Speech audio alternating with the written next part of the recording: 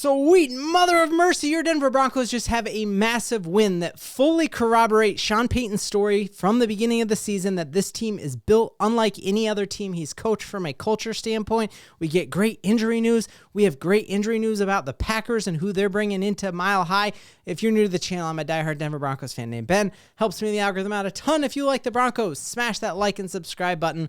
You can follow professional sports your entire lifetime, and I almost guarantee you will not see a story like what just happened last night for your Denver Broncos. The Indianapolis Colts, who still have like a 60% chance of making the playoffs. If they rattle off a couple wins, they could still win the division. And our third string quarterback, who has not even a prayer to get in any meaningful snaps for the Denver Broncos, said no to going and competing for the starting job for a playoff-bound team. That never, ever, ever, ever, ever happens. And it proves that the culture of this team is totally different. Like all of the mic'd up segments of the Broncos and hearing the players say it, maybe you don't believe it, but they vote with their feet, they vote with their actions, and that puts it on absolute full display. This tells you that what Sean Payton is building is different, that Sam Elingher would rather have a shot at winning a Super Bowl ring because he would get one because he's been activated for a couple of games and has gotten game checks. He would rather have a chance at doing that and hitching his wagon to Davis Webb and Bo Nix and Sean Payton than he would rather go and play for a guy who midway through the season, Shane Steichen was supposed to be the coach of the year. I think he was the odds-on favorite to win coach of the year. This just speaks absolute multitude of evidence that the culture in Denver is absolutely different and absolutely special. I truly cannot recall another time in my life when this has happened. Ellinger talked about, he did this earlier in the preseason, and maybe you could say like, oh yeah, I know you would have gotten paid an extra $1 million, but maybe something happens and Jarrett Stidham gets traded and you end up being the backup instead.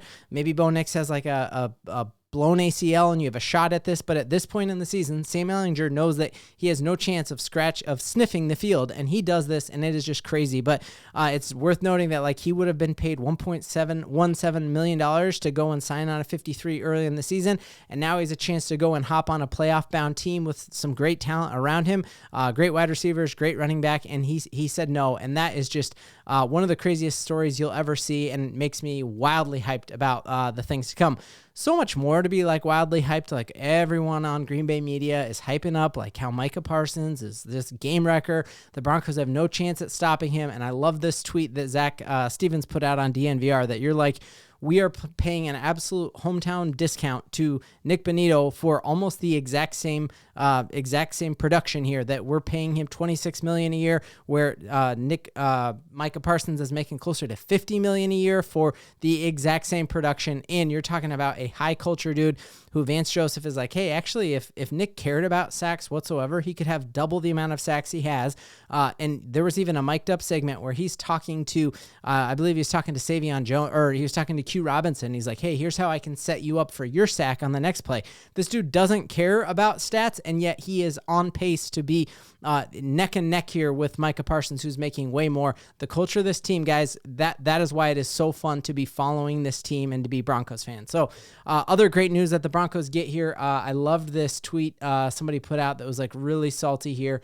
And it just had me like wildly hyped here about just how short our injury list is. And in a really sarcastic way, he's like, oh, look at me.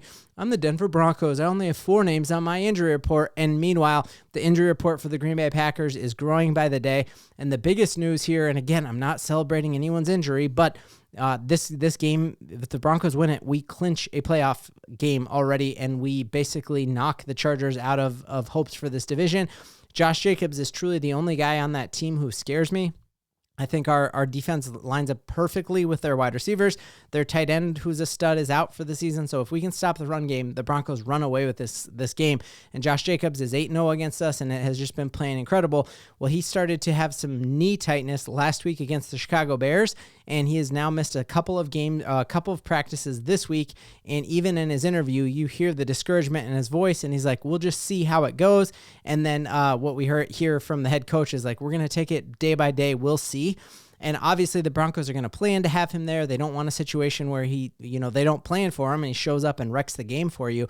But we just saw last week, Max Crosby missed a couple of practices, and Pete Carroll and Max came out and said, oh, we'll be there. He's going to play, and he did indeed play on Sunday. So typically this is the point where I think they actually just go over the top with confidence, like, oh, I'm playing on Sunday. This is a Super Bowl preview. I'm playing in that game. So if the Broncos get a chance to play the Packers without Josh Jacobs, with the type of culture we have and the talent we have, that would just be really, really good news for us. Now, we hear Vance Joseph back up what Sean Payton said yesterday, which is like the crowd noise is going to help propel this Broncos team to breaking that NFL sack record. We've had a couple games where we weren't getting at the quarterback at the same level that we were earlier in the season, and Vance Joseph kind of attributes the sack production to the crowd noise and talked about how with the crowd noise and the fact that the offensive lineman can't go until that ball snaps, unlike when they're playing at home and it's totally quiet and they know when the snap count is, that gives them an advantage. So Broncos country, if you are in the stadium, you need to make as much noise as legally possible because we have explosive guys off the edge who are getting healthier and getting better.